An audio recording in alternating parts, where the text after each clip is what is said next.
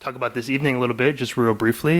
This is a conversation that was brought to me by Jesse Jarnow, who just finished writing this fantastic book, Heads, who's over here, will be our first speaker. And he wanted to come and share some of his information with the Berkeley area, and I thought it'd be great to bring a panel of speakers of different varieties of perspectives and things like that for tonight. So we're pretty excited to have Jesse and Sarah and Mark Magenta. Following up, we'll have Ken on the panel as well. So we have a pretty broad range of conversations here. So Jesse is the author of Heads, a biography of psychedelic America, which was published in March of 2016. He has a few copies available outside, and he'll be ordering as well. Using narrative nonfiction to examine the entwined narratives of psychedelics, the countercultural, and the Grateful Dead, Heads looks back on a half-century of frequently hidden history from the perspective of the 21st century's new psychedelic spring. His writing on music, culture, and technology has appeared in Wired.com, Rolling Stones, The London Times, Pitchfork, and elsewhere. His @Head News Twitter account and weekly Head News email aggregates current news from the psychedelic entheogenic front lines. Since 2008, he has hosted the Freeform Fro Show, that's a fun one to say in a row, on the long-running non-commercial Jersey City radio station WFMU. So he's also going to speak a little bit on Humbead's psychedelic map of the Americas, and hopefully Sarah will expand on the Americas a little bit later on. And please give a big round of applause for Jesse. So while they do that, I just wrote this book called Heads, Biography of Psychedelic America. And it's kind of a sort of a secret interlinked history of psychedelics and counterculture and the Grateful Dead worlds. And it was a story that I encountered kind of in bits and pieces and fragments when I was growing up in the late 80s and early 90s. And I went back and I read tons of history. I read the Electric Kool-Aid Acid Test. I read, Acid Dreams. I read all these great books that existed about this stuff. But none of them really told the story as I wanted to know it, which, growing up in the 1990s, as I discovered later, turned out that was the second peak of psychedelic use in this country after the 60s and early 70s. There's this study, the Monitoring the Future report, which surveys graduating high school seniors every year. And in the early 70s, when they started the survey, the number was kind of already on the way down. And then it sort of plateaued at about something like 3 or 4% of high school seniors each year talking about, yes, I've done LSD or psychedelics, and yes, they're available. And then in the mid 80s, that number started to go up, kind of around 1985, 1986, and that number went up and up and up and up until 1996. And I graduated high school in 1997, so this is all very present for me when I was growing up and not really understanding the bigger picture of it. Which was that the Grateful Dead started getting really popular again in the mid-'80s. They had a big hit. Jerry Garcia was in the news after almost dying. And every year they played bigger and bigger stadiums. And that percentage of graduating high school seniors who did acid just kept going up until it was roughly around, it was like somewhere between like 9.6 and 10% of high school seniors at that point. And then Jerry Garcia died in 1995, and almost immediately in 1996 that number starts going down again. And that was the story that I wanted to kind of connect the 60s to that moment in the 90s, and then now through the present. And one of the ways I sought to explore that was geographically. And growing, kind of during this period, I was very aware that there were all these kind of hippie territories, kind of like, sort of parts of the head world. And I grew up in the Northeast, so I was sort of thinking about places like Vermont and, the Cambridge, Boston area somewhat. Towns like Asheville, North Carolina, and then obviously out here, kind of the whole West Coast. But then you've got places like Colorado, with Boulder and Denver sort of being kind of their own little capital. And so in my mind, when I started thinking about this book and researching this book, I thought of that as the hippie highway. That was the term I had for it, and just kind of trying to think about the different spots and why they were the way they were and when they became like that. And I got through a whole draft of the book and was showing it to my friend Corey, who's from Palo Alto, but is an intense historian of Berkeley counterculture. And he's like, "Oh, well, it sounds like you're describing Humbead's revised map of the world, which is this, which is drawn in 1967 and 1968 to describe really what was the folk music world at that point, the burgeoning sort of folk rock music scene, but also completely doubled as a map of the psychedelic United States at that point. And there are lots of little in-jokes on this map. Some of them are kind of hard to read. Every state there has the Mexican border kind of at the edge of it to sort of represent the constant arrival of marijuana from Mexico. There's all kinds of stuff, and I'm going to read a little bit about that, and then talk a little bit more. And then over the course of the book, I kind of took the original Humbead's map of the world, and used it as kind of a character, and talked about how the map evolved and how different places emerged on it after that point, which I'll sort of talk about a little bit after I read this section, as soon as I find it.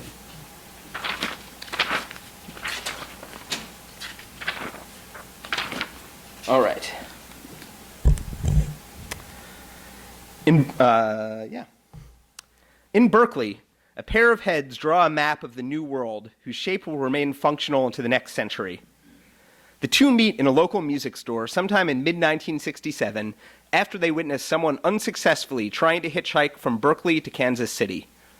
Earl Crabb observes that New York is actually far closer to California than Kansas City, and Rick Shub's eyes light up. A veteran picker from the Palo Alto scene, Rick Shub is an accomplished visual artist and holds the distinction of procuring the first acid ever taken by Jerry Garcia, magenta gel tabs consumed by a house full of friends in the late afternoon of May Day 1965. Pouring in and out of an unfurnished house, marveling at bouncing basketballs and strange streetlights, almost a dozen heads find themselves on the new shores together. Many do it again a few days later, listening to live Osborne Brothers tapes, and a day or two after that, Garcia's new band, the Warlocks, play their first formal show at a local pizza parlor. When Rick Shub and Earl Crabb connect in 1967, Crabb enthusiastically scrawls out a primitive rendition of the map. Instantly, they share a vision of coastlines and oceans and territories and retire to Crabb's nearby apartment for a multi-day cartography session to chart the folky boho republic they envision. The resultant Humbead's revised map of the world looks a lot like the Ur-continent, Pangaea, filled with vaguely familiar inlets and peninsulas and spits of rocks, or a grand map from the front of a J.R.R. Tolkien first edition. Like Pangaea, or Middle Earth, there are strange forces trembling beneath it, seemingly ready to explode with energy volcanoes and rainbow rivers. By the time they published the map in early 1968, there are 5 major territories: San Francisco and Berkeley in the north, or up, per the map's compass rose, New York City and Cambridge in the south, down, with Los Angeles occupying a small chunk of up leftward Gold Coast. Each territory is packed with tiny details and inside jokes.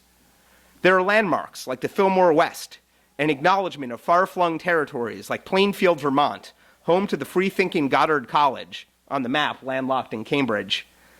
The steady stream of hashish from the far side of the Atlantic is depicted by a tiny North Africa nestled in between Cambridge and New York. For similar reasons, every territory has a chunk of coast labeled Mexican border.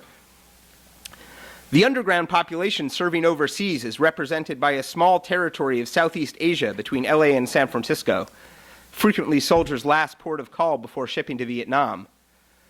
The rest of the world, capitalized letters, is crunched onto a small island floating in the whelming brine, with Paris and Liverpool and London and Rome and Bombay and Moscow and Singapore and Copenhagen. Earl Crabb and Rick Shub make every attempt to be complete. The oceans include a sea serpent, a rubber duck, the Isle of Nashville, and rising from the wavy waste off the coast of Cambridge, with a jauntily perched crown, drooping mustache, and mighty trident, Pigpen himself. Circling the 4 seas is what the map refers to as its list of population, around 1,000 names in tiny writing. Shub and Crabb list everyone they know or think they know. As a census, it is as whimsical as the territory it illustrates, but also just as real. Though its basis is a dense social network of folkies, the list covers far more. A circumstantial coalition of diggers and bohos and poets and rock bands and acid chemists that's lately begun to grow along with the landmass itself. The inked-in population includes predecessors like Gypsy Boots of the proto-hippie California tribe of so-called nature boys, and logical non-sequiturs like Mickey Mantle. It lists the members of the Grateful Dead and Peter Stamfel's Holy Modal Rounders, who sometime crash at Crabb's place, plus Richard Nixon and Ronald Reagan for good measure. It's both a small world and not. Notes Crab, the way the original map was designed, if you had a double L rapidograph, you could add your own name or any other name and that you thought we had missed, and nobody would notice that it was added later. And note to all, do keep those rapidographs ready. The map is an instant hit, selling like hotcakes from head shops and music stores. By the time Humbead's revised map of the world goes into circulation in early 1968, though, its grand cities are already falling into ruin and its tectonic plates are starting to shift. Speed freaks have overtaken Haight Street, represented by a giant crosshairs at the top of the map. The dead are gone from the neighborhood now, too, dispersed to Marin County in the wake of a police raid on 710 Ashbury. Not that they abandoned San Francisco. With hip economics running full tilt, Owsley and a roster of bands and their families operate the Carousel Ballroom, upstairs from a Buick dealership on a busy downtown corner. During the same season that Shub and Crab create their map, a sociologist and his assistant research a paper based on life in the Haight. Heads and Freaks, Patterns and Meanings of Drug Use Among Hippies, published in the Journal of Health and Social Behavior. While a whole penumbra of elusive imagery surrounds these terms, a head essentially is thought to be someone who uses drugs, and here it is mainly the hallucinogens that the speaker has in mind, for the purposes of mind expansion, insight, and the enhancement of personal attributes. For the head, therefore, the drug experience is conceived of, much as by psychiatrists and psychopharmacologists, as a means for self-realization or self-fulfillment, and not as an end in itself. Though the balance will change later, early studies suggest an even use of psychedelics across gender lines. Unlike Pangea, however, the new Humbeadian continent doesn't split apart. Instead, it changes. The land bubbling open and expanding. New mountains shooting skyward down the middle, creating new coastlines and new territories. Ken Kesey's Mexico escape had ended in an American jail term, and when he gets out, he makes for his family's farm in Oregon, giving the bus further a new base and picking up commune-style living where the merry pranksters left off a few years ago. Not that the Pacific Northwest requires Kesey or the pranksters for headdom to root there. The dank temperate climate and deep woods and steady student supply from Portland are a natural for hippies anyway. Psychedelic scenes are in full flower in bohemian enclaves across the globe, sprouting in Vancouver and London and Sao Paulo and the intellectual chaos of Paris, reaching Tokyo soon thereafter. There it arrives by the way of Dr. Acid 7, Japan's chief LSD acolyte, dealer, activist, festival organizer, folk guerrilla band leader, and hip economist. One of his larger claims to credibility is that he lived in the Haight and partied with the dead. But the idea of the new Earth surely propagates faster than the drugs themselves, though there are people working on that too. In the next few years, outposts will spring up near Kathmandu, on the banks of the French Riviera, southern Israel, Greek islands, Morocco, Kenya, and beyond. Even Saigon will get its own version of the boundary-free countercultural zone when a group of Vietnamese longhairs jams nightly for GIs and locals at a venue known as the Fillmore Far East. Back home, busted in December '67, Owsley is laying low on the chemistry front, but he's not inactive. Turning his attention back to the dead sound gear, he maintains an influence on his successors in the acid world and remains near the center of a rolling chemist salon. The loose configuration, who sometimes gather at a cafe in the Haight, are the beginnings of what acid historian Mark McLeod identifies as the families of LSD manufacture. Owsley's apprentice and former dead Soundbeam assistant Tim Scully teams with Nick Sand, the Brooklyn-reared in-house chemist for Timothy Leary and the Millbrookers. The boyish-looking Sand had cooked DMT in his bathtub, the first independent chemist to do so. Scully and Sand begin manufacture of Orange Sunshine, an even bigger wave of branded LSD to follow Owsley. Also represented at the LSD family gatherings are the manufacturers of Clearlight acid. This consortium's three primaries take on pseudonyms. Their chemist, known in some recordings of history as Pretty Boy, oversees construction of a lab on the upper 2 stories of a building right in the heart of North Beach. Over 1968, they observe a market-wide price drop as a glut of acid hits the street. But because everyone is out to save the world, the competition isn't really a problem. But that doesn't mean the Clearlighters don't want to make money, so they shift production to a new kind of designer LSD. Casting the acid in 1/10 of an inch translucent square gel tabs, the extremely powerful 250 microgram product is marketed as window pane. Let's see. I am going to jump forward to here, talking about various other territories. New York gets weird as only it can. A free store had opened with the word love illustrated above the door. By the end of 1967, someone crosses it out and writes hate. Around the same time, a young WBAI listening radical starts calling himself Abby Digger. He soon reverts to his last name of Hoffman and retains a flair for imaginative sloganeering and extreme self-promotion that will define the East Coast school of by any means necessary psychedelic radicalism. For heads sick of the strife, the country becomes the place to go, be it to a commune or a nice rural pad. The East Village Other publishes a spread of naked hippie girls and dudes wading idyllically in a pond. Woodstock 68, the headline beckons, and the article touts the new center of Godland and seclusion. Bob Dylan's been living there for a few years and is already getting harassed. The paper suggests, if you're very energetic, like tall Michael from 5th Street, 6'7", you'll build your own cabin in the fall. The next issue announces a small music festival on the weekend of August 16th and 17th, 1968, the third of the summer, a year to the day before its marginally well-known sequel, this one to feature Tim Hardin, the Children of God, and others. As the season changes, back in California, the top-hatted ex-prankster and Trips Festival organizer Stuart Brand starts to envision the new community from an ever bigger perspective. He assembles a 6-page mimeographed packet and a plan to sell magazine subscriptions, camping gear, blueprints for houses, and, quote, access to tools to the communes and off-gridders spreading across the map. He's thinking of the L.L. Bean catalog, but the results are more like Sears and Roebuck, a nearly complete guide to life on the land, the Whole Earth catalog.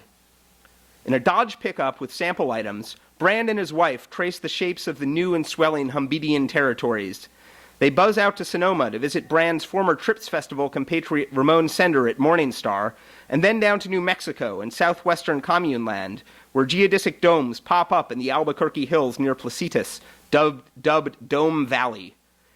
The Brands visit the self-serious Llama Foundation and the hyper-goofy Hog Farm, led by auxiliary prankster Hugh Romney, and head up to Colorado to the dazzling Bucky Dome-dotted swells of Drop City. On Humbead's self-revising map, perhaps between San Francisco and Los Angeles, a high desert appears inland, at the foot of the new mountains, to accommodate the settlers of the new earth.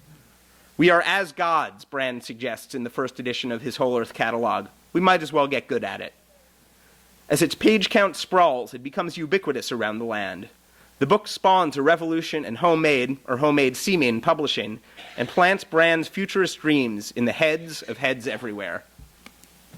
So, that's what I got to read from the book. And the map just continued to sprout new cities all throughout the 70s and 80s, and we got 5 minutes? Cool.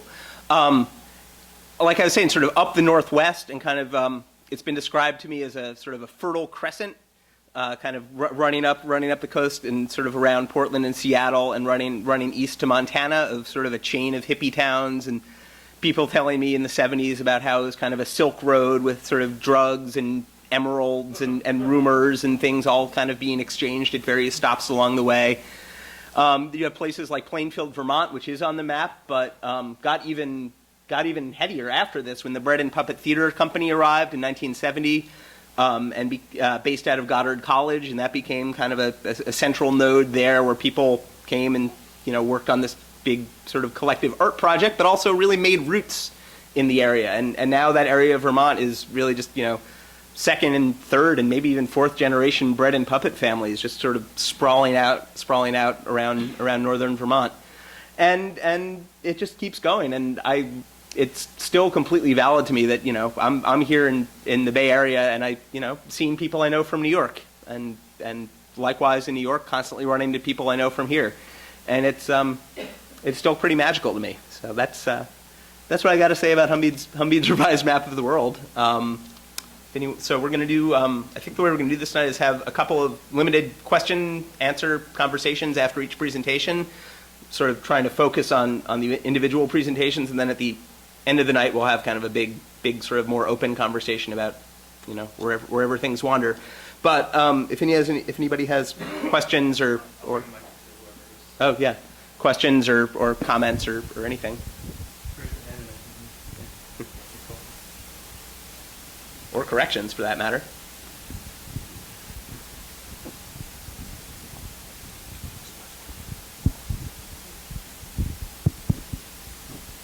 What new cities do you see appearing on the map in the coming years? New cities? Yeah.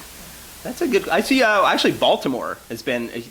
I mean, there's all the research going on at Johns Hopkins. There are groups down there. I know, sort of equivalent to ERIE, organizing psychedelic seminars.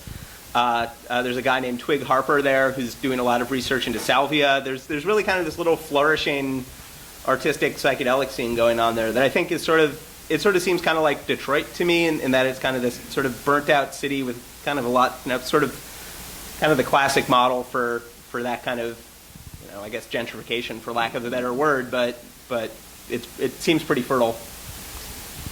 Detroit has a pretty good scene out there too, outside of the gentrification even. There's some pretty interesting folks both in Detroit and Cleveland, a couple other places out there that are doing some good mushroom work out there too. So.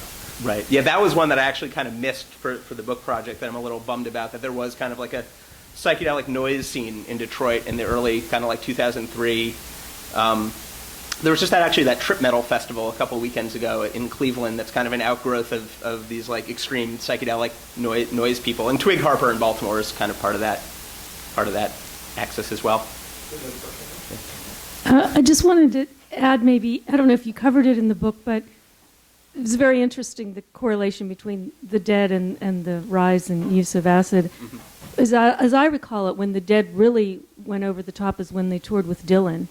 And so I think that you need to credit Bob Dylan. I mean, he's not only the person who turned the Beatles onto marijuana, but he was responsible, I think, for, putting the Dead into hyperdrive at that point. Right, which was the summer of 1987, which gets a chapter in here called Day of the Dead. And the other big piece of that summer of touring with Dylan was that they had a top 10 hit, which was also putting them pretty over the top. They were on MTV in high rotation, and there was MTV even devoted like a whole day to Grateful to the Dead, and sent kind of confused VJs out into the parking lot to report back. So you've got this, it's another little ground zero moment. A lot of people sort of fell into the psychedelic scene kind of through that. So you mentioned that there was a sort of a second psychedelic renaissance that kind of ended in 1996? Something like that, yeah. So I'm not sure ended, but yeah. Okay. There's a lot of talk now that there's, I guess, a third one, or some people mention what's called like a new sort of psychedelic spring. Yeah. Are you observing that? And if you are, is it different from the other ones? Yes, I am observing it, and yes, it is very different from the other ones. A big piece of that is that study I was telling you about, the Monitoring the Future report, can actually mark psychedelic use in this country at an all-time low, which is not really what I've observed, though sometimes I'm probably in a bubble and sort of running in those circles. But I guess my take is that it seems like the average age is kind of going up. People who are experimenting with psilocybin and LSD and especially ayahuasca, which seems like a real 20-something, 30-something thing, as opposed to people in high school or early in college. And I think that changes the complexion of stuff a lot. LSD was really the dominant psychedelic in this country until that point in 1996, and kind of it was like 97 or 98 is when mushrooms and other stuff surpasses that on that survey. Forgot where I was going with that part of it, but yeah. And what I was going to say is that a lot of the LSD surveys in the 90s really show it to be a really very predominantly male thing. There were a bunch of surveys that show average LSD users to be white males between ages of like 18 and 27, and that demographic seems to be really shifting pretty heavily lately. I haven't seen, there was some study I saw. I don't remember that one off the top of my head that indicated that. But and another big piece of it is that the Dead are sort of around, and that there's a band with that name out there touring, but they aren't the center of the psychedelic world anymore in the same way. Though they're certainly not that either. But it seems like the distribution network has kind of shifted into different modes. There's the rise of the dark net and other things sort of like that. So there's the picture is definitely very 21st century and very, very different from what it was in then. I think it's maybe a little more respectable, a little more cleaned up, a little bit less, deadheads, I think. But there's still lots of them, lots of us. Mm-hmm. We have time for one more? No? Were you yes or no? Yes? Okay. Let's do my best Phil Donahue impression. Hey, thanks. Really great read. It was really enjoyable. So I'm kind of on the same topic, having been, I think the first Dead show I went to was 85, so I was right on there. Yeah. And I remember, I believe it was maybe Be Here Now, or one of those books I think you researched where Jerry talked about the Grail, that he felt that they were taking the Grail and trying to keep that alive through the 80s. And yeah. Are you aware of that quote? I think it sounds familiar. It's not one I pull up instantly, but he does talk about sort of, the Dead kind of being sort of a center for this culture, and that's something that I think is that I deal with a lot in this, is that the Dead were kind of like a big tent for a lot of people. They were very, it was this very welcoming opening scene with. Eventually it became so open to the point where people wouldn't even go into the show. They would just go to the parking lot to hang out.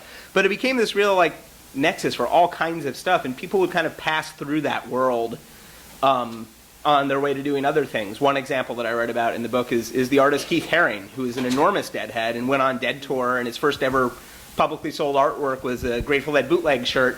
And then he went to college and went to New York and became Keith Haring, the pop artist. But I've seen, he talked about in later years how important that early, psychedelic Dead loving period was for him. And I think the band was pretty conscious of that kind of thing occurring, that they were this kind of, place where people would come and draw energy, or just sort of, they provided a common place, a common meeting point. And they hated Ronald Reagan as much as any other, long-haired Californian did, and were really aware that they were kind of a beacon that was the opposite of that. So, yeah. Well, thank you very much, Jesse. Cool. Thank you. Big round of applause for Jesse.